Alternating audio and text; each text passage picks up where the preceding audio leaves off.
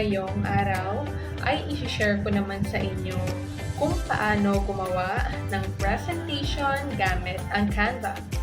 Sa Canva, maaari tayong gumawa ng iba't ibang projects or designs like presentations, videos, graphs, logos, and so on. So whether you are a teacher, a student, employer, freelancer, or content creator, Canva is perfect for you.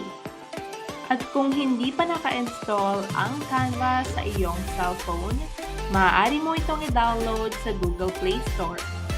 Maaari mo rin itong gamitin sa iyong laptop or other devices without installing it. You just need to search for canva.com on your browser and sign up for free account. Pwede mo rin itry ang Canva Pro for more and better functionality.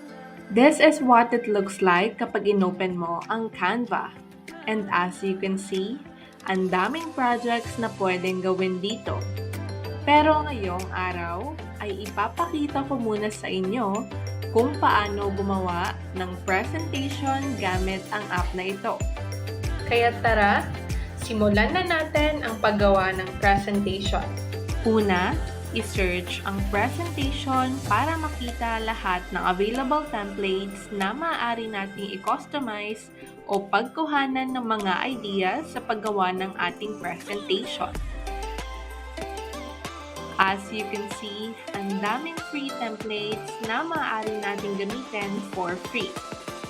Pero kung gusto mong mag-explore at gumawa ng iyong sariling design, i-click mo lang ang blank template to begin. So today, gagawa ako ng presentation for the Philippine Festival. Keep on watching!